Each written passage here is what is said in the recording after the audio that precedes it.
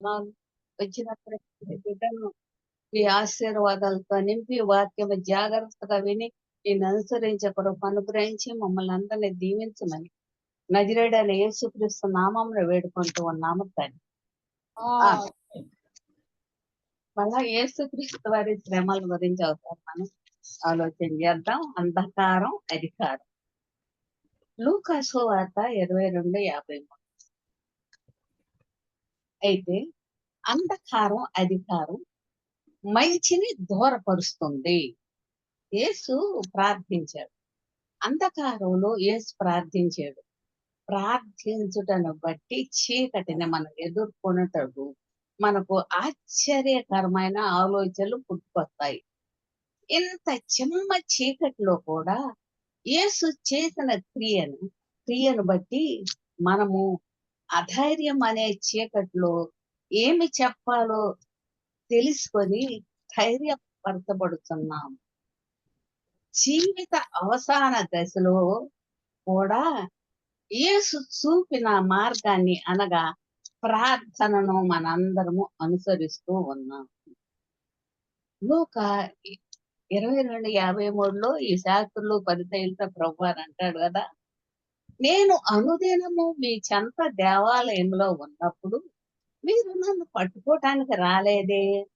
అయితే ఇది మీ గడియయు అంధకార సంబంధమైన అధికారం అంటాడు. అందుకు యేసు యూదుల అధికారులు అధిపతుల వైపు తిరిగి నన్ను పట్టుకోవటానికి బందిపోటు దొంగ మీదకి వచ్చినట్లు వచ్చారేమి అని అడగ్గా, అనుదినము దేవాలయంలో బోధింపలేదా? అప్పుడు వారు తనను పట్టుకోవటానికి ప్రయత్నించలేదు. ఆయనకు కారణం తెలుసు, ఇది వారి గడియ, అంధకార సంబంధమైన అధికారం అది. అప్పుడు శుక్రవారం దాదాపు మధ్యరాత్రి అయ్యింది.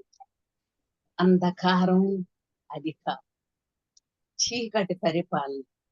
ఈ అంధకార పరిపాలన ఏ రూపంలో పనిచేస్తుంది? సాతాను కార్యములు లూకా 22:3లో ఈ అంధకార అధికారము ప్రారంభిస్తున్నాడు సాతానుడు. ప్రధాన యాజకులు, అధిపతులు, మత ఉపదేశకులు యేసును పట్టి బంధించడానికి సమయం కొరకు ఎదురు. ఈ అవకాశం తెలుసుకుని యోధ ముద్దు ద్వారా అప్పగిస్తాడు. మరి ఇక్కడ ఒక అతను అంటాడు, తోటలో యోధ ఒక కేకతో లేక ఒక గుర్తుతో లేక ఒక కత్తిపోటుతో కాక ముత్తుతో తన యజమానిని అప్పగించినప్పుడు అది భయ తీవ్రతకు పరాకాష్ఠగా మానవ అపకీర్తికి ఇంకా పైకి వెళ్ళలేని స్థాయికి చేరినట్లుగా ఉంది. ఇక్కడ మనం చూసుకున్నట్లయితే మరి అసలు కుట్ర చేయడానికి కారణం ఏంటి? యేసు ప్రభు వారి మీద అన్న ప్రధాన యాజకత్వం. ఇతను ఐగుప్తులోని అలెగ్జాండ్రియా పట్టణ వాసుడు. ఈ అన్న అనే అతను ఏ రోజు ఇతనిని ఆహ్వానించి యెరూషలేములో ప్రధాన యాజకుడుగా నియమిస్తాడు. గొప్ప మేధావి అంట, చాకచక్యం గలవాడు, కానీ పేరాశ, అయోగ్యుడు, లంచగొండి. అందువల్ల రోమ చక్రవర్తి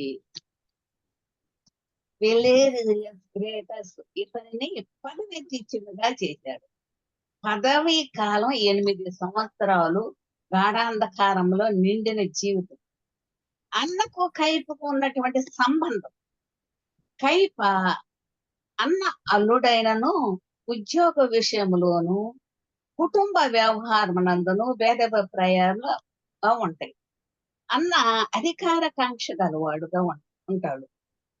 అల్లునికి అధికార కాంక్షగా ఉంటాడని అల్లునికి అసలు ఇష్టం లేదు. కానీ కొన్ని విషయాల్లో కైప అన్న చేసిన కార్యములు అనేకాలు ఇక్కడ మనం చూస్తాం. వాటిలో ఏంటంట, యేసుని ఈ మనం ఎలా తుదముట్టించాలి? యేసు దేవాలయంలో ప్రవేశించి వారి అక్రమములు ఖండించుట వారికి లాభ సాధనములకు ఆటంకంగా ఉంది. అలా ఇక్కడ పావురాలు, గోవులు అమ్ముతున్నారు, వెళ్ళిపోమ్మని అందరిని గద్దించాడు కదా ప్రభువారు. ఈ అధికార వాంఛ, ధన వాంఛ వీరిలో అసలు బలీయంగా ఉందండి. ప్రధాన యాజకుడైన అన్న ఎదుట విచారణ ఫస్ట్ ప్రధాన యాజకుడి దగ్గరికి వెళ్ళాడంట. ప్రభువారిని ఎలా విచారణ చేయాలి? క్రీస్తుపై తగిన నేరములు మోపుటకు ఆయనను అన్న యొద్దకు తీసుకొని వచ్చారు. ఇది అక్రమము. ఎందుకనగా అన్న ఆ సమయములో ప్రధాన యాజకుడు కాదు. అన్న తన శిష్యులను గూర్చి, ఆయన బోధన గూర్చి ప్రశ్నించాడు. క్రీస్తు మంచి గాని చెడ్డ గాని వారికి చెప్పల. ఇప్పుడు అయిపోయిన తర్వాత ఇప్పుడు కైప యొద్దకు విచారణకు వచ్చారండి. క్రీస్తు దైవత్వాన్ని గూర్చి ప్రశ్నించాడు. కైపన మరి నలుగురు లోపల భాగానికి తీసుకెళ్ళాడు. ఎవరిని? క్రీస్తు ప్రభువాన్ని తీసుకొని పోయి సన్హెద్రిన్ సభ ఆశతో కనిపెడుతుంది. క్రీస్తు మరణమునకు అంగీకరించిన యాజకుల సమూహము మాత్రమే ఈ సమావేశంలో హాజరయ్యారు. మామూలుగా అయితే 70 మంది ఉంటారు, అందరూ రావాలి. కానీ క్రీస్తును పట్టి ఇవ్వటానికి వచ్చిన వాళ్ళు మాత్రమే ఈ సమాజానికి హాజరయ్యారు. మిగతా సభ్యులకి అసలు ఆహ్వానం పలకనే పలక. సాక్షులకు తర్బీదులు ఇచ్చి అక్కడ ఉన్న సాక్షులకు ప్రభు మీద ఈ విధంగా చెప్పండి, ఈ విధంగా చెప్పండి అని తర్బీదు ఇచ్చి ఒకరికొకడు సంబంధం లేనట్టుగా, ఏమి అసలు సాధించలేనట్టుగా ఇక్కడ వీరంతా చెబుతారు. మత్తయి సువార్త 21, 63, 64. క్రీస్తు ఇక్కడ జవాబు ఏమిస్తాడంటే, ఆయన తప్పించుకోవడానికి మార్గం అసలు వెతకటలా. ఆయన సులభ మార్గం కోరుకుంటలా. సిలువ మార్గమును కోరుకొని తన సత్తాను మరి ఒక మారు చూస్తున్నాడు. నీవన్నట్టే అంత మాత్రమే కాదు, దానియేలు 7:13లో ఉన్న ప్రవచనము ఎత్తి చూపుతున్నాడు.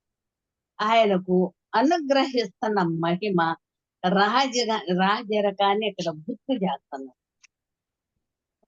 కంచి చేను మేసేది అన్న సామెత ప్రకారము ధర్మశాస్త్రమును దాని విధులను నిర్వహించి, ప్రవక్తల గ్రంథములను వల్లించి వాటిని నెరవేర్పు కొరకు నిరీక్షిస్తూ ఈ యోధా పెద్దలు వారు నిరీక్షించుతున్న మెస్సయాయగు క్రీస్తును సిలువకు అప్పగిస్తున్నారు.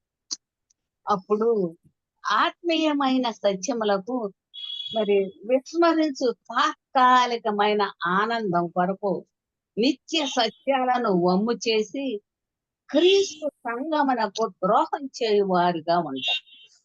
ఈ మతాధికారులకు జీవితం ఇది ఒక హెచ్చరికగా ఉంది. ఇక్కడ ఉన్న సన్హెద్రిన్ సభ వారు ప్రభుత్వపు న్యాయస్థానం, పిలాతు న్యాయ సభ మత సంబంధమైన కోర్టులో క్రీస్తు మీద నేరము మోపబడిన నేరములు ప్రభుత్వపు కోర్టు అంగీకరించదు. పిలాతు క్రీస్తును 6 సార్లు విచారించాడంటండి. సువార్తికులు వ్రాస్తున్నారు 3 సార్లు అధికార మందిరములో పేతోరియము వ్యక్తిగతంగా విచారించాడు. 3 సార్లు న్యాయపీఠ మీద కూర్చుండి క్రీస్తును నిర్దోషి అని చెప్పుచు సిలువ మరణానికి అప్పగిస్తాడు. అయితే హేరోదు ఎదురు ఇదంతా అయిపోయిన తర్వాత అప్పుడు హేరోదు దగ్గరకు వస్తారండి. హేరోదు దగ్గర విచారణ, పిలాతు జవాబు దారితనం విస్మరించే హేరోదు నొద్దకు పంపుతున్నారు. క్రీస్తు గలిలయ ప్రాంతమునకు చెందినవాడని తెలుసుకొని గలిలయకు రాజుగానున్న హేరోదు దగ్గరకు పంపుతున్నాడు. ఆ సమయములో హేరోదు యెరూషలేములో ఉండేది. హేరోదు ప్రభుని విచారించకనే మరి అవమానించి మళ్ళా తిరిగి పిలాతు దగ్గరకు మళ్ళా పంపించాడు. ఈ హేరోదు ఇది ఎప్పుడోడంట, అంతిమ పాస బెత్లెహేములో పసి పిల్లలను హతమ చేసిన మహాహేరోదు కుమారుడు ఈ హేరోదు. తప్పు చేసినప్పుడు గద్దించిన బాప్తిసమిచ్చే యోహానును చంపింది ఇతడే. ఈ హేరోదునే యేసుని ఏమంటాడంటే, ప్రభువారు ఏమంటాడంటే ఇతని నక్క అని పిలిచాడంట. లూకా సువార్త 13:30. లూకా 23:18-12 యేసు తన ముందు నిలబడ్డాన్ని చూసి ఈ హేరోదు సంతోషించాడంట. సూచక్రియ కోసం ఆయన ఎప్పటి నుంచో ఎదురు చూస్తున్నాడంట. ఇది ఏ సూచక్రియ చేద్దామా దాన్ని చూసి ఆనందించాలనుకుంటాడు. బహుకాలం నుండి ఎదురు చూస్తాడు. ఎంత ప్రయత్నించినా యేసు ప్రభువారు నోరు విప్పల. కొట్టించి ప్రశస్త వస్త్రములు తొడిగించి అపహసించి తిరిగి మళ్ళా పిలాతు దగ్గర పంపించారంట. అంతకు ముందు హేరోదు, పిలాతు ఇద్దరు కూడా బద్ధ శత్రువులు అంటండి. అయితే ఇప్పుడు మాత్రం మిత్రులుగా మారారు. యేసుకు వ్యతిరేకంగా ఒకవైపు ఉన్నారు. థియోఫిలాస్ క్రైస్తవులకు అవమానం కలిగించే విషయం ఏమంటే ఆ ఇద్దరు దుష్టులు కీడు చేయటానికి ఇక్కడ సిద్ధమయ్యారు. అయితే చేతులు కలపటానికి ఒప్పించగలిగితే మంచిని చేయటానికి క్రైస్తవులు కనీసం స్నేహాన్ని నిలబెట్టుకోరు. మంచిని చేయాలని క్రైస్తవులు కూడా నిలబెట్టుకోరు. పాత నిబంధన కాలంలో నిర్గమ 3:7 వారు పెట్టిన మొర వింటిని. ఏంటంటే ఆ మొర ఇశ్రాయేలు మొర పెట్టారు కదా, రోదన, వేదన, ఆవేదన, ఆక్రందన తండ్రి అయిన దేవుడు విన్నాడు. దేవుడు మోషేని పిలిచాడు. ఆరాధకునికి దేవుడు ప్రత్యక్షమయ్యాడు. నిర్దేవులుగా ఉన్న ప్రజలకు దేవుడు లభించాడు. పితరుల దేవుడు అంటే చాలదు, ఉన్నవాడను అనువాడను మోషేకు తన్ను తాను ప్రత్యక్షపరచుకున్నాడు. మరో గొప్ప చక్రవర్తి, శిక్షణ పొందిన సైనికులు అతనుకున్నారు. అంతటి బల సంపన్నులు, బలము లేని, శిక్షణ లేని బానిసత్వం పనులలో నలిగిపోయి ప్రజలు ఎదుర్కొని జయించడం అసాధ్యం కదా. ఇశ్రాయేలీయులు, ఐగుప్తీయులు అసంభవం కూడా. ఈ మానవ అధికార బలాన్ని నూతనంగా లభ్యమైన దైవ బలంతో, అవగాహన ఫలముతో జయించటం దేవుడు పేదల పక్షాన ఉన్నాడనటానికి ఒక నిదర్శనం. వీరంతా ఇశ్రాయేలీలు కటితో యుద్ధం చేయలా, తుపాకీ తోల్టాలు పేర్చలా, మర పిలంగులు పేర్చలా, గుర్ర రోతులు దౌడు తీల, కడకు ఒక్క రక్తపు బొట్టు కూడా కార్చల. దేవుడిచ్చిన అహరోను కర్రతో 10 ఆజ్ఞలు సాధించి చూపించి దేవుని సేవించుటకు అందరూ తరలి వెళ్ళారు. ప్రతి స్త్రీ తన పొరుగు వారి దగ్గర, ఎంట నుండి వారి దగ్గర బంగారు నగలు, వెండి నగలు దేవుని ప్రజలైన ఇశ్రాయేలు చేత చేయించుకున్న ఊడిగానికి ఐగుప్తి ఐశ్వర్యాన్నంత దోచుకునేలాగా చేశాడు మన తండ్రి అయిన దేవుడు. అయితే ఇశ్రాయేలు జయించారు. అతి విలువైన వస్తువులు ఇవ్వాలని వారికి కూడా బుద్ధి పుట్టింది, వాళ్ళు ఇచ్చారు. ఇక్కడ మనం సంహెద్రిన సభలో ప్రభుని ఎలా విచారించారు? దీని నిర్మాణము ఇది యోధా మత సుప్రీం కోర్టు. అసలు దీనిలోనంటే 70 మంది సభ్యులు ఉండాలంటండి.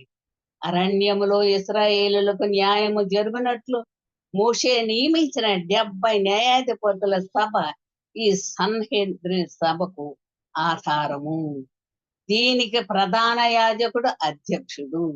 పరిసయ్యులు, శాస్త్రులు, సద్దుకయ్యులు, యాజకులు, యోధ మత పెద్దలు, మరి వీళ్ళందరూ కూడా సమాజ మందిరముల అధికారులందరూ ఇక్కడికి రావాలి. ఈ సభ విచారణకు మరి చట్ట విరుద్ధమైంది. ఎందుకంటే అందరినీ పిలవల. సన్హెద్రిన్ సభ వారి న్యాయ చట్టమును అనుసరించి విచారించాల. రహస్యాలోచన చేయుటకు, క్రీస్తు మీద అబద్ధ సాక్ష్యములు పలుకుటకు, క్రీస్తు విరోధిగా చేరారన్నమాట. ఈ పండుగ సమయములో క్రీస్తు మీద చేయి వేయుటకు భయపడ్డారు అక్కడ వాళ్ళంతా. రాత్రి సమయములందు యోధ ప్రేరణ ద్వారా ఆయనను బంధించుట విరోధం. క్రీస్తు విచారించుటకు ఖచ్చితమైన నేరం ఒకటి కూడా లేదు. నేరము వేదికలను ఆయన మీద మోపుటకు ప్రయత్నిస్తున్నారు. ఇసుక న్యాయాధిపతిగానున్న కైపని ఆరోపణ చేయువాడుగాను సాక్ష్యము చెప్పుడు అని ప్రవర్తించడం చట్ట విరుద్ధమైనది. అసలు అర్ధరాత్రి వేళ సన్నిధిని సభ చేర్చుటకు అసలు ఎవరికీ హక్కు లేదండి. కానీ వీళ్ళు పెట్టారు యేసు ప్రభు వారిని బంధించాలని. మళ్ళా సూర్యోదయం కాకముందే ఈ సభను ముగించారు. అక్రమము అర్ధరాత్రి రహస్యముగా చేసిన తీర్మానములను సూర్యోదయం కాకమునిపై చేసిన సభ ఆమోదించటము నీతి కాదు. మరణ శిక్ష ప్రభుత్వ సభ ఆమోదించిన తరువాతనే ప్రకటింపవలసి ఉన్నది. అలాగ చేయక పిలాతునొద్దకు తీసుకుపోయారంటండి. మరణమును గూర్చి ప్రకటించారు. కనీసం 24 గంటల కాలం వ్యవధి అయినా కావాల్సింది. కానీ ఇక్కడ అలా జరగల, చట్ట విరుద్ధం. అసలు ఇక్కడ పిలాతు విషయం మనందరం తెలుసుకోవాలండి. పిలాతు పుట్టుపూర్వోత్తరాలు బైబిల్లో 4 సువార్తలలో అపోస్తుల కార్యాల్లో ప్రస్తావించబడింది. యూదైక రోమా చక్రవర్తి ప్రాపకము ద్వారా గవర్నర్ గా నియమించబడ్డాడు. ఈ ఉద్యోగంలో 10 సంవత్సరాల కాలం ఉంటుంది. ఈయన క్రింద సివిల్ మిలిటరీ అధికారం ఉండేది. బయటకు ఇతర గ్రంథాలలో అహంకార స్వనీతి పరుడు ఈ పిలాతు. ఉద్యోగమునందు గర్వించువాడు, యోధ మత ద్వేషి, ఈ జనాంగాన్ని అంతా విధ్వంసం చేసేవాడు. యాజకులంటే అసలు ఈయనకి గిట్టదంట. తిరస్కార భావం గలవాడు. యోహాను సువార్త 19:22లో యాజకులు పిలాతునొద్దకు వచ్చి క్రీస్తు సమాధిని భద్రపరిచేందుకు కోరగా పిలాతు మీరు వెళ్ళి మీ చేతనైన మంతుకు సమాధి భద్ర చేసుకోండి అంటారు. ఇతడు న్యాయం జరిపించువాడని, అసలు అందరికీ న్యాయం జరిగిస్తాడని పిలాతుకు ప్రతీతి. కానీ క్రీస్తు విషయంలో మాత్రం తప్పు చేశారు.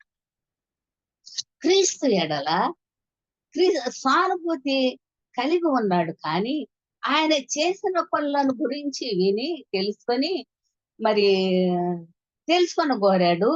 క్రీస్తు మాత్రం దోషి కాదు, మరణకు పాత్రుడు కాడు అని గ్రహించాడు. గొప్ప రాజకీయవేత్త, గొప్ప మేధావి, విడిపించుటకు సర్వశక్తి కలిగిన వాడు ఈ పిలాతు. కానీ విఫలుడయ్యాడు. పిరికితనం, అసంచలతో బయటపడుతున్నాయి. పిలాతు అంటాడు నీవు రాజువా అంటాడు. అవును నీవు అన్నట్టే అని జవాబిస్తాడు యేసు ప్రభు వారు. మత్తయి 27:11. పిలాతు భయం కలిగింది. క్రీస్తు మీద మోపబడిన నేరములు రుజువు కాలేదు. కానీ రాజని క్రీస్తును ఒప్పుకొనుట రోమా ప్రభుత్వమునకు అభ్యంతరము. క్రీస్తులోని వినయము, పరిశుద్ధత, ఓర్పు, దైవశక్తి కన్నులారా చూచి అనుభవించి న్యాయం జరిగించాలని పిలాతు అనుకుంటాడు. గాని అన్యాయపు తీర్పు ద్వారా మరణశిక్ష విధించారు. చివరగా ఇతడంట లాస్ట్కి ఏమైపోయాడంట, పదవీ భ్రష్టుడయ్యాడంట. రోమాకు పిలువబడ్డాడు. స్విట్జర్లాండ్ లో లూజరేనియా అను ప్రదేశంలో పిచ్చివాడై ఆత్మహత్య చేసుకున్నాడు ఈ పిలాతు. అయితే ఇక్కడ ఒక కొండ శిఖరము నుండి తుడికి చనిపోయాడు. ఆ పర్వత శిఖరము ఇప్పుడు కూడానంట పిలాతు శిఖరం అని నేటికి పిలువబడుతున్నారు. మరి మనం విశ్వాస ప్రమాణ జీవితం కదా. క్రీస్తు పిలాతు క్రింద హింసింపబడి చనిపోయి సమాధి చేయబడి అదృశ్యలోకంలో ఇది ఎల్ల కాలము ఉండేలాగా ఈ విశ్వాస ప్రమాణం మనం అందరం చెప్పుకుంటాం కదా. అధికారములన్నీ దేవుని వల్లనే ఇయ్యబడని అని ఈయన గ్రహించల. క్రీస్తుకు సర్వాధికారం ఇయ్యబడిందని ఈయన గ్రహించల. కానీ యాజకులు ఈ న్యాయస్థానములో క్రీస్తుని విడిపించిన ఎడల, నీవు గనక ఈ క్రీస్తును ఎప్పుడైతే విడిపిస్తావో, నీవు కైసరుకు నీ స్నేహితుడు కానే కావని అక్కడ ఉన్న అందరూ బెదిరించారంట. ఈ అధికారులందరూ ముందు అధికారం దేవుని వల్ల కలిగినదని వారు ఎవ్వరూ గ్రహించలే. పిలాతుకు ఇవ్వబడిన అధికారము సద్వినియోగపరచుకొనలేదు. అధికారము దేవుని చేతనే ఇవ్వబడిందని గ్రహించక రోమా చక్రవర్తుల నుండి తనకు సంక్రమించిందని నమ్ముతున్నాడు. అందుకే ఇతని అధికారం నాకు శక్తి లేదు. పిరికితనం ఆవరించినందున విచారణ ఫలభద్రము కాదు. అధికారం అంతా తన చేతిలో ఉన్నట్లు తలంచి క్రీస్తు ఆ సర్వాధికారం నాకు తలమొగ్గల. రాజ్య వ్యవస్థ అంతా ఎదుట నిలిచి ఉన్న యేసుక్రీస్తు ప్రభు వల్ల కలిగింది అని వీళ్ళెవ్వరు కూడా తెలుసుకోలేకపోయారు. ఇక్కడ యేసు ప్రభు వారు చనిపోయిన తర్వాత మనం చూసినట్లయితే, ఎప్పుడైతే చనిపోయాడో సిలువేశాడో అది మీకు తర్వాత చెబుతాను. అరిమత్తయి, యోసేపు, నికోదేము. అప్పుడేమైందంటే దేవాలయపు తెర చినిగిపోయింది. ప్రతి ఒక్కరు ఇప్పుడు దేవాలయపు తెర చినిగిపోయింది అనుకో, ఇక్కడున్న మనందరం ప్రతి ఒక్కరం కూడా ధారాళముగా దేవుని సన్నిధికి వెళ్ళటానికి అర్హులు. అక్కడ భూమి అంతా వణికింది, బండలు బద్దలాయను, సమాధులు తెరువబడను. ఇది చూచిన వారందరూ ఈయన నిజముగా దేవుని కుమారుడని నిద్రించిన అనేకులు పరిశుద్ధ శరీరమును దాల్చారు. ఇవన్నీ మన జీవితములకు సూచనగా ఉన్నది. మనము దేవుని యొద్దకు ధారాళంగా వెళ్ళవచ్చును. మత్తయి సువార్త 27:51లో దేవాలయపు తెర చిరిగిపోయిందన్నమాట. ఇది యాజకులు పరిచర్య చేయు ప్రదేశం. అంతకుముందు ఎవ్వరూ వెళ్ళటానికి వీల్లేదు. ఈ తెర పరిశుద్ధ స్థలానికి, అతి పరిశుద్ధ స్థలానికి మధ్య గల ప్రదేశములో గల తెర చినిగింది. అతి పరిశుద్ధ స్థలములో ప్రధాన యాజకుడు సంవత్సరానికి ఒక పర్యాయము ఆ స్థలములోని ప్రవేశించటానికి ప్రజలందరూ పాప పరిహారార్థ వద్దాం ప్రార్థనలు చేస్తాడు. పరిశుద్ధ స్థలానికి, అతి పరిశుద్ధ స్థలానికి ఉన్న మధ్య ఆ వ్యత్యాసం మొత్తం తొలగిపోయిందండి. దీని అర్థం ఏంటంటే, యూదులు ఇతరులు కూడా వ్యత్యాసం తొలగిపోయి అందరూ దేవుని సన్నిధానానికి వెళ్ళారు. ఈ ప్రధాన యాజకత్వం ఒకరికో ఇద్దరికో పరిమితం కాదండి, మానవ జాతికి అంతటికి అందించబడింది. అందరూ కృపా సింహాసనము దగ్గరకు వచ్చుటకు అవకాశం ఇవ్వబడింది. ఈ ప్రధాన యాజకత్వం ఒకరికో ఇద్దరికో కాక మానవ జాతికి అంతటికి అనుగ్రహింపబడింది.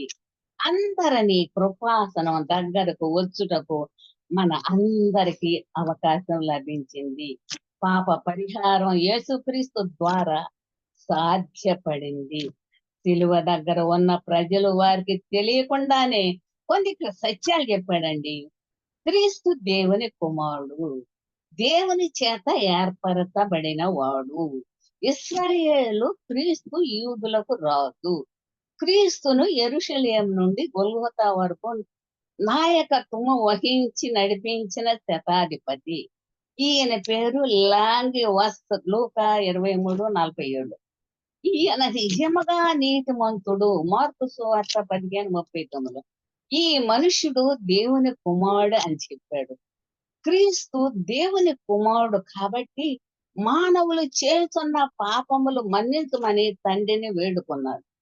దేవుని ఉగ్రతను క్రీస్తు ప్రేమ జయించినది. దైవ నీతి, ఆయన కృప రెండు కూడా ఏకమయ్యాయి. దేవుని సృష్టి క్రమము తప్పకుండా ఆయన ఉద్దేశించిన ప్రకారము తమ గమనమును కొనసాగిస్తున్నాడు. కానీ మానవుడు దేవుని చిత్తమునకు లోబడలేదు. సాతాను రాజ్యములో సభ్యుడైనాడు. వీరిని మార్చడానికి యేసు తండ్రి అయిన దేవుడు క్రీస్తుని పంపాడు.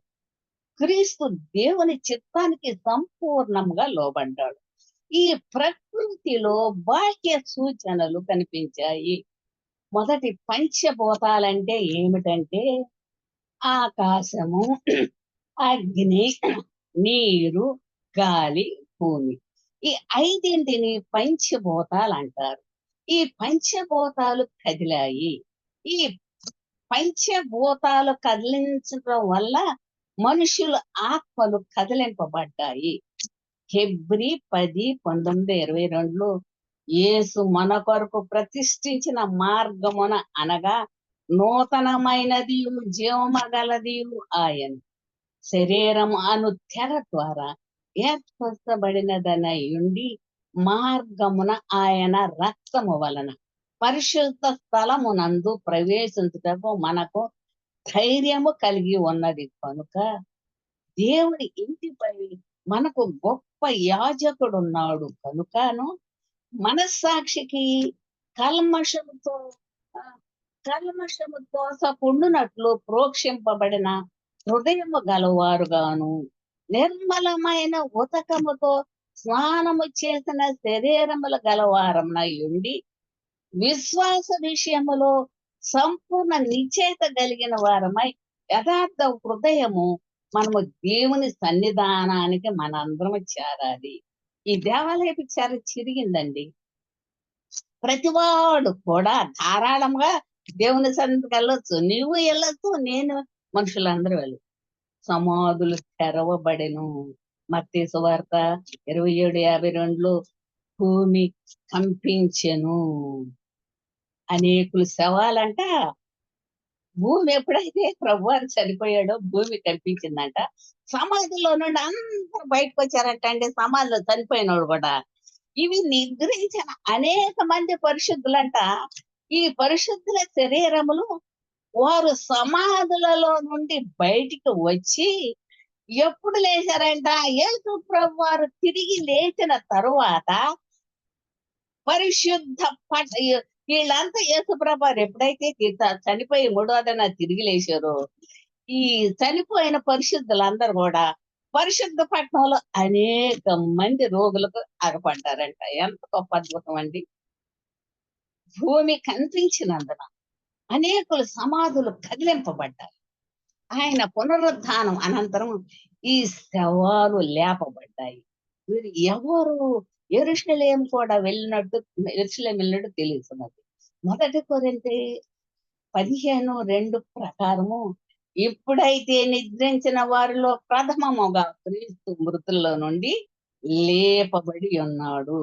ఈ భూకంపం వలన సమాధుల నుండి బయటకు వచ్చిన శవాలు అప్పుడే బ్రతికింపబడలేదు. కానీ యేసు క్రీస్తు పునరుద్ధానం అనంతరము శవాలన్నీ లేచినాయి అంటండి. శవాలన్నీ సజీవం అయ్యాయి. అందరికంటే ముందుగా మరణం నుండి పునరుత్థానుడైన యేసు ప్రభు నిజముగా ఈయన దేవుని కుమారుడు. మత్తయి 27:54. ఈ శతాధిపతి దృష్టిలో మెస్సయ్య యొక్క విమోచన కార్యమని కాదు గాని ఈయన ఒక మహనీయుడు, దైవిక శక్తి కలిగి అని దైవిక వ్యక్తి అని తలంచారు. దేవుని కుమారుడు అనే బిరుదు ఇతరులు క్రీస్తు ఇచ్చిన బిరుదై ఉన్నది. దయ్యములు పట్టిన వారు కూడా మార్కు సువార్త 3:11లో అపవిత్రాత్మ పట్టిన వారు ఆయన చూడగానే ఆయన ఎదుట సాగిలపడి నీవు దేవుని కుమారుడు అని చెప్పటం కేకలేశారంటండి. మార్కు సువార్త 5:7లో యేసు సర్వోన్నతుడైన దేవుని కుమారుడా మాతో మీకేం పని, మమ్మల్ని బాధింపవద్దని కేకలు వేశారంట. అయితే ఇదిగో రాజు మరి గెరాసేనుల దేశంలో సేన అనే దయ్యం పట్టిన వాడు పలికిన మాటలు మత్తయి సువార్త 8:29లో వారు ఇదిగో దేవుని కుమారుడా నీతో మాకేం పని, నీతో మాకేమి, కాలం రాక మునిపే మమ్మల్ని ఎందుకు బాధపడుతున్నావు, ఇక్కడికి వచ్చావా అని కేకలు వేశారు. శిష్యులు ఏమన్నారంటే మత్తయి సువార్త 14:32లో అంతటా ధోనిలోనున్న వారు వచ్చి నీవు నిజముగా దేవుని కుమారుడవని చెప్పి ఆయనకు మొక్కారు. బైబిల్ వాక్యము భక్తితో భయముతో ధ్యానించుకుంటున్న మనకు శతాధిపతి వాడిన వాక్కులు ఈయన నిజముగా దేవుని కుమారుడని సాక్ష్యం ఇవ్వటం ఆనందాన్ని ఆశ్చర్యాన్ని కలుగజేస్తుంది. పిలుపునైన కైసరియా ప్రాంతంలో పేతురు చెప్పిన సాక్ష్యము మత్తయి సువార్త 16:16లో అందుకు సీమోను పేతురు నీవు సజీవుడు అయిన దేవుని కుమారుడు అని చెప్పాడు. ఇప్పుడే ఇచ్చిన సాక్ష్యం మత్తయి 1:11లో మరియు నీవు నా ప్రియ కుమారుడు నీయందు నేను ఆనందిస్తున్నాను ఒక శబ్దం ఆకాశం నుండి వచ్చింది. రూపాంతరం కొండ మీద కూడా వాడబడింది. మార్కు సువార్త 9:7లో మేఘం ఒకటి కమ్మగా ఆయన నా ప్రియ కుమారుడు ఈయన మాట విండని శబ్దము మేఘములో నుండి వచ్చింది. బాప్తీసమిచ్చి యోహాను ఈయనే దేవుని కుమారుడని నేను తెలుసుకొని సాక్ష్యం ఇస్తానంటాడు. క్రీస్తు తనను గూర్చి ఇచ్చిన సాక్ష్యము యోహాను సువార్త 17:2లో నీవు నీ కుమారుడు నిన్ను మహిమపరుచున్నట్లు నీ కుమారుని మహిమపరచము అని తండ్రిని ఉద్దేశించి మధ్యవర్తిత్వపు ప్రార్థనలో ప్రస్తావించి ఉన్నాడు. ఆయన శత్రువులు తాను దేవుని కుమారుడని చెప్పుకొని దేవునితో సమానునిగా చేసుకొని భాగ్యము మరి మా సమానం చేసుకొనుతున్నాడని ఈ మాటలు చెప్పారు. యోహాను సువార్త 5:18 ఆయన విశ్రాంతి దినమున మీరుట మాత్రమే కాదు దేవుడు తన సొంత తండ్రి అయిన దేవుడు తను తాను దేవునితో సమానునిగా చేసుకున్నాడు కనుక ఇందు నిమిత్తము మరి యూదులు ఆయనను చంపవలనని మరి ఎక్కువగా ప్రయత్నం చేసింది. దేవుని కుమారుడు అనే దాని గల బిరుదు యేసు దైవ కుమారత్వము. యేసు దేవుని సాటి లేని కుమారుడు, రాజకుమారుడు. కాబట్టి మరి వధింపబడిన కుమారుడు. రోమీలకు రాసిన పత్రిక 8:32. పరిశుద్ధుడైన పౌలు కనీసం 3 చోట్ల దేవుని కుమారుడని యేసుగా ఇవ్వబడ్డాడు. రక్షణార్థమైన మరణానికి తనను తాను అప్పగించుకున్నాడు. రోమీలకు రాసిన పత్రిక 8:32లో తన సొంత కుమారుని అనుగ్రహించటకు వెనుదీయక మన అందరి కొరకు ఆయనను అప్పగించిన వాడు. ఆయనతో పాటు సమస్తమును మనకు ఎందుకు అనుగ్రహించడు? ఆయన మన అపరాధముల నిమిత్తము అప్పగింపబడి మనము నీతిమంతులుగా తీర్చబడకు లేపబడను. దీనిని పౌలు త్యాగ సహితమైన మరణముగా పరిగ్రహించాడు. దీని ద్వారా దేవుని వ్యక్తిగతముగా పెట్టుబడి పెట్టాడు. త్యాగ సహితమైన మరణము దేవుని కుమారుని మరణముగా మరి పరిగణింపబడినది. అబ్రహాము ఒక్కగానొక్కడు కుమారుడైన ఇస్సాకును అర్పించడానికి ఎలా తెగించాడో అంతకంటే అధికమైన త్యాగంతో దేవుడు తన ఒక్కగానొక్క కుమారుడైన యేసు మరణానికి అప్పగించాడు. రోమీలకు రాసిన పత్రిక 5:10-11 ఏలయనగా శత్రులమై ఉండగా ఆయన మన కుమారుని మరణము ద్వారా మనము దేవునితో సమాధాన పరచబడ్డ వారమైతిమి. దేవుడు అనుగ్రహించిన ఈ సమాధానమునందు మనము ఆనందించుతూ అచ్చయపడుతున్నాము. దేవుడే కలుగు చేసను ఈ కార్యములు జరిగించుట క్రీస్తు మరణము దేవుని అనుగ్రహించిన మహిమకు నిదర్శనము ఇచ్చింది. అనగా యేసు ప్రేమ త్యాగం శాశ్వత కాలం నిల్చున్నాయి. యేసు మరణము దేవుని కృపగా మనము పరిగణింపవచ్చు. దేవునికి మానవునికి ఉన్న మధ్య అడ్డు కూడా తొలగిపోయింది. మరణము జీవమును జయించింది. మరి వెలుగు చీకటిని పారద్రోలింది. అమ్మ ఒక్క 2 మాటలు చెప్పి నువ్వు మిగిస్తాను. ఇక్కడ చదువుబడిన వాక్యం ప్రకారము యేసు ప్రభువారిని ఎవరెవరో ఆయన దేహాన్ని ఎక్కడ పాతి పెట్టారు మీకు అందరికి తెలుసు. ఇంకొకసారి చెప్తే ఈయన మరి యోసేపు అరిమత్తయి, ఈ యోసేపు అని పిలుస్తాడు అరిమత్తయిని. ఈయన తన కొరకు తయారు చేసుకున్న ఒక కొత్త సమాధి. యేసుప్రభువారు చనిపోయాడు, తిరిగి లేచాడు మూడవ దిన. ఆ సమాధి నుంచి వీళ్ళు ఏ విధంగా దించారు?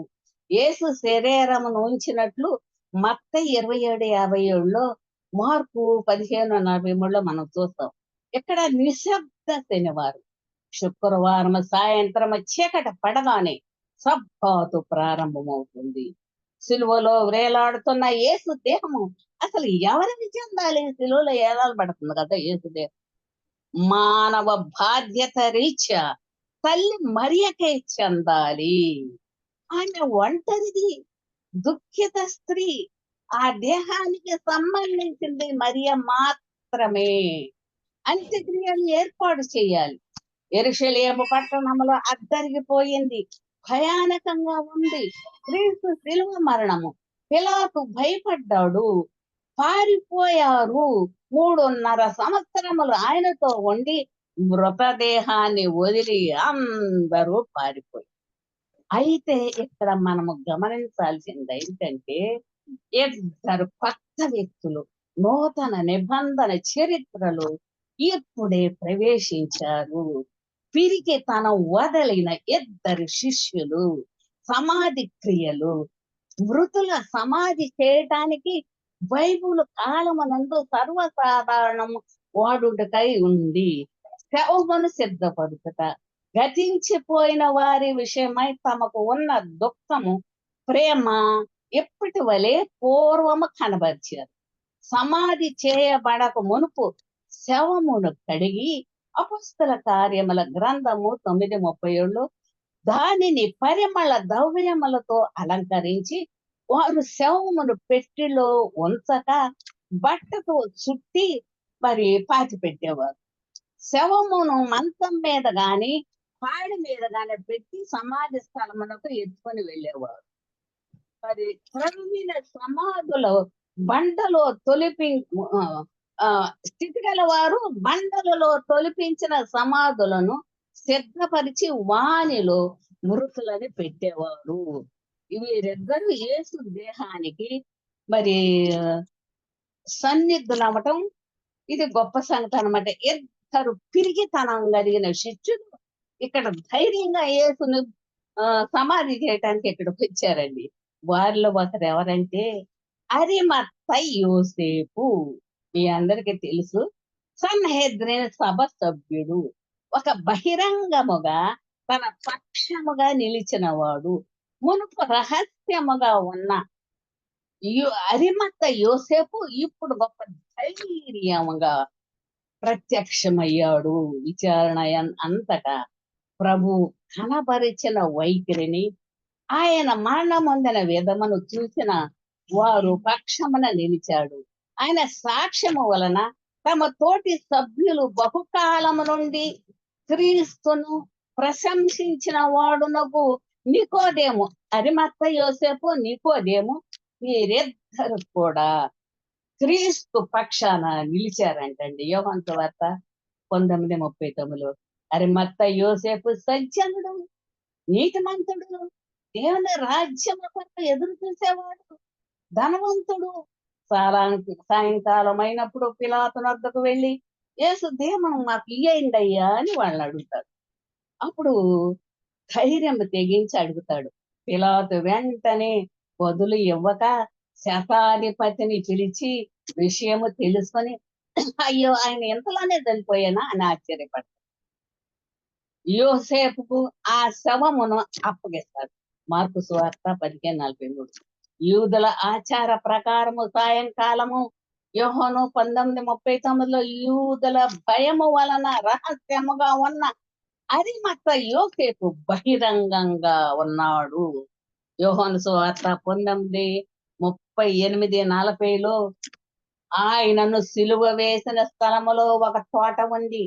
ఆ తోటలో ఎవడును ఎప్పుడును ఉంచబడని కొత్త సమాధి ఆ సమీపములో ఉంది కనుక ఆ దినమున యూదులు సిద్ధపరచబడిన వారు అందులో యేసు దేహాన్ని పెట్టారు. అరిమత్త యోసేపు ఘనత వహించిన వ్యక్తి, సభ్యుడై రాజ్యముకు ఎదురు చూచేవాడు.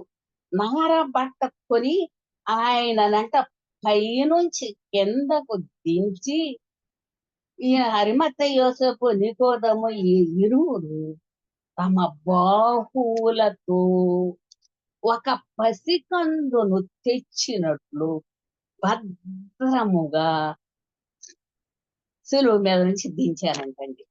యేసు దేహమునకు ఉన్న శీలలు అంట తీసివేశారు. బెత్లెహేము బాలుడుగా మరియ ఒడిలో ఒదిగిన యేసు బాలుడు నిర్జీవంగా రక్తవర్ణమై వీరి చేతులలో ఇమిడిపోయారు. యూదుల ఆచార ప్రకారం సాయంకాలం క్రీస్తు శరీరమునకు అరిమత్త యోసేపు నికోదేముల విలువైన పరిమళ ద్రవ్యములు కొత్తది సన్నని నార బట్ట చుట్టి అరిమత్త యోసేపు తన కొరకు సిద్ధపరిచిన నూతన సమాధితో రాతితో తొలిపించుకున్న ఆ కొత్త సమాధిలో యేసు దేహమును ఉంచి ఆ సమాధి ద్వారమున రాయి పొదిలించి వెళ్ళిపోయాడు. ఇక్కడ నికోదేమును చూస్తే యోహాను సువార్త 3:1-15. యేసునొద్దకు రహస్యముగా రాత్రి వేళ వచ్చిన యూదా అధికారి అయిన పరిసయ్యుడు యేసు దేహము యేసు దేవుని యొద్ద నుండి వచ్చిన వాడని ఇతడుకు తెలుసు. ధర్మశాస్త్రమును అంటే ప్రవక్తలను క్షుణ్ణముగా చదివాడు. అయితే తన పదవికి భంగము కలుగకుండా యేసు శిష్యత్వాన్ని రహస్యంగా ఉంచాడు. నేటికి ఇశ్రాయేలు దేశంలో రహస్య కార్యస్తులు చాలా మంది ఉన్నారండి. దేశ బహిష్కరిస్తారని భయపడి వారి గృహాల్లోనే ఆరాధన చేసుకుంటారు. సమాజంలో సంపద స్థితి కలిగిన ఇద్దరు యేసు దేహానికి అంతిమ క్రియలు చేయటానికి సంసిద్ధులైనారు. యోహాను సువార్త 3:1-20. రాత్రి యందు యేసు వద్దకు వచ్చి దేవుని యొద్ద నుండి వచ్చిన బోధకుడు అని నేను ఎరుగుదును. దేవుడు తోడై ఉంటేనే గాని నీవు యేసు క్రియలు చేయలేవంటాడు. అందుకు యేసు ఒకడు కొత్తగా జన్మించితే గాని దేవుని రాజ్యము చూడలేడని చెప్తాడు. ముసలివాడైన మనుషుడు ఎలాగ జన్మించగలడు? రెండవ మారు తల్లి గర్భన ప్రవేశించగలడా అడిగి. అందుకు యేసు నీటి మూలముగాను ఆత్మ మూలముగాను జన్మించితే గాని దేవుని రాజ్యములో ప్రవేశించలేడు. నీతి కలిగి మంచివాడుగా ఉండటానికి మాత్రం చాలదండి. మత నాయకుడుగా ఉండుట చాలదు. దేవుని ఆత్మ చేత తిరిగి జన్మించవలసి ఉన్నది అనే జ్ఞానం ఆలోచన ఈ కలవాడు నికోదేము. వ్యక్తిగతంగా ఎంత ఎక్కువ హాని పొంచి ఉన్న ఆ రాత్రి యందు యేసునందు విశ్వాసం ఉంచి తదుపరి చర్యలు విశ్వాసం దృఢపరిచారు. యాజకులు ఎదుట యేసు పక్షముగా నిలిచాడు. ప్రభు భూస్థాపన నిమిత్తము సుగంధ ద్రవ్యాలు ఉంచారు. యోహాను సువార్త 7:50. దేహాభిషేకం. బేతనీయలో ఆ స్త్రీ యేసు జీవించి ఉండగానే మరణాన్ని చూసిస్తూ అత్తరుతో అభిషేకించింది. ఇప్పుడు నికోదేము బోళముతో కలిపిన నగదు సుమారు 157 షేర్లు అంటే 100 పౌండ్ల లేక సుమారు 45 కిలోలు యేసు దేహమునకు పూసి అభిషేకించారంటండి. బాలుడుగా ఉన్నప్పుడు యేసుకు సమర్పించిన బహుమానాలు బంగారము, గోళము, సామ్రాణి, బేతనీయ స్త్రీ ఒక విలువైన అత్తరు. ఇప్పుడు నికోదేము వాడిన అగరు బోళముతో యేసు కొరకు అర్పించబడిన పదార్థ బహుమానాలు. యేసు మృతి పొందాక ఆయన శిష్యులుగా చేరిన వీరిరువురు తమ విషయాన్ని ప్రభు చాటుకున్నారంటండి. ఇక్కడ మాటలు లేవు, ప్రశ్నలు లేవు, వాదాలు లేవు, సంభాషణ లేదు, సంశయాలు లేవు. అంత నిశ్శబ్దం. ఎవరి నోట వారి శబ్దం లేదు. కేవలము యేసు ఒక మంచి సమాధి ఇవ్వటమే వారి ధ్యేయము. యోహాను సువార్త 21 నుంచి అయిపోయిందమ్మా. 20:11-16. మృతదేహానికి సుగంధ ద్రవ్యములు పూసివలెనని పవిత్రమైన వ్యక్తికి కర్తాలు వీడ్కోలు చెప్పటానికి వెళ్ళాలనుకున్నారు. మగ్దలేనే మరియ, హోసన్న, సూసన్న, సొలోమి. ప్రేమ కొద్దీ మగ్దలేనే మరియకు వచ్చింది. అక్కడ మరి మరి అక్కడికి వచ్చి ప్రభుకి ఆ ఆయన విషయం అంతా మనము తెలుసుకున్నాం. కాబట్టి మనమందరము యేసు ప్రభు వారే దేవుడు, ఆయనే రక్షకుడు అని మనందరము తెలుసుకొని ఆయన నిజమైన దేవుడు, దేవుడు కుమారుడు, పరిశుద్ధుడు, నిన్ను నన్ను రక్షించేవాడు, ఎన్ని పాపాలను క్షమించే దేవుడు. అలాంటి పాపాలు క్షమించే దేవుడు మనందరికీ ప్రభువుగా ఉంటాం. మనంత ధన్యులమండి. ఈ లోకమంతా కోల్పోయినా ప్రభు నీలో ఉన్నాడు, నాలో ఉన్నాడు. మన సమస్తం సర్వము ఆయన. ఆయనలో మనందరం ఉండటానికి పరిశుద్ధాత్మ దేవుడు మనకు తోడయుండి నడిపించును గాక. ఆమేన్. ఆమె ఆమేన్. అమ్మ సాక్ష్యం చెప్పిన తర్వాత ప్రార్థన చేద్దాం, లేకపోతే ఏం నిజమా? ముందు సాక్ష్యం చెప్పాక ప్రార్థన చేద్దామా? సాక్ష్యం అన్నారు కదా.